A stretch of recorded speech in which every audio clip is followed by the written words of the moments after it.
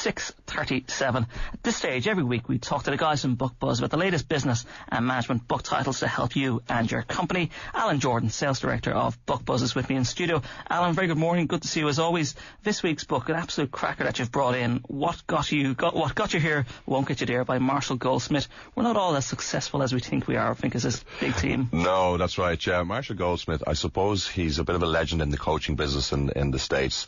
So this is a distillation of his experience with over 200 large organizations and dealing with their executives at all levels. And it really is a bit of a polemic about, what got you here won't get you there. So it's looking at the behaviors that perhaps you have to stop. So in there, we pulled a list together of 20 of the things that maybe are holding you back. And some, I'm afraid, Ian, you and I might identify with. I think I've got quite a few of these. Yeah, what would be, just looking through that list there, and we'll talk to our listeners a bit later, what would be one of your favourites? What would be the one that you'd say would, I think I might have done that during my career, or I might have actually... Yeah, let me have a look through the list here. Some of the 20 which he's identified. Passing judgment, making destructive comments, winning too much, pretending that I add too much value. Could see lots of those being applied. There is, and then a couple of things like, starting, how many times have we started off a conversation or someone's come up with an idea and we said no, but, however, we tend to play favourites, we don't listen enough, and really it's around about the way that we work ourselves. And the problem is that we'll only change the ways when the things that we truly value are actually threatened. So it's our nature, it's the law. We'll only change our behaviour when things that we truly value are actually threatened. And what he tries to do is, what the good thing about this book is, it's not telling you what to do, it's more about telling you what you should stop. Yeah, and lots of sensible advice here, like how to manage a team. Yeah, there's he's a great story there about a great coach. Some of your listeners might remember him, Casey Stengel. He would have been coach. Yeah, Yankees coach back in the 50s and 60s. Won a number of pennants for the Yankees and also for the Brooklyn Dodgers. But he said, look, in any baseball team, you've got 1/3 of the players love the manager, 1/3 hate him, and 1/3 are undecided. The secret to managing a ball club, said Stengel, was to keep the third who hated you from getting together with the third who were undecided.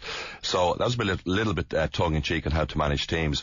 One of the things he talks about, which is really good, particularly about when people look for feedback, because lots of people in organizations now are used to performance appraisals and 360-degree feedbacks, and he says, look, the only important question you need to ask when you're looking for feedback is, how can I do better? Because a lot of people, when they're looking for feedback, it's, thanks for that, I'll work on that. No, how can you do better? So he has a great quote at the start of it, which he actually takes from Buddha, which is, look, when you're reading this book, it's just, please just use what works for you and let go of the rest. So the book has tons of stuff in there. You're going to meet some familiar friends. You're going to look at yourself and maybe see things that you don't particularly like. Something in the book which just struck me here. Why are you at work? And most people just say for the money. Well, that's it, you see, and of course we're all driven by, it's a bit like Maslow's hierarchy of needs, and really we're driven by a couple of things, which is money, we're driven by power, status and popularity. But look, sometimes is there more to work? Is there a little bit of camaraderie? Is there some values about the work that you do that you appreciate?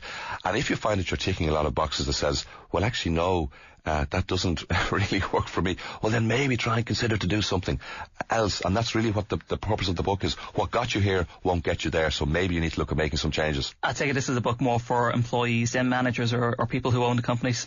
Well, you see, in fairness, for him, no. For many, it's for the leaders, because there's a great phrase at the end of it which says that, look, we spend a lot of time teaching leaders what to do. We don't spend enough time teaching leaders what to stop. And maybe if we did that over the last 10 years in this country, Ian, we might be in a better place.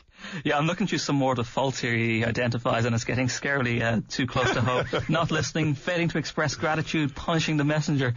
These apply to everybody, regardless of... Well, they do, you see. And initially you look at the book and you go, no, this is one of these more self-help things that's going to start telling me what to do and what I need to change.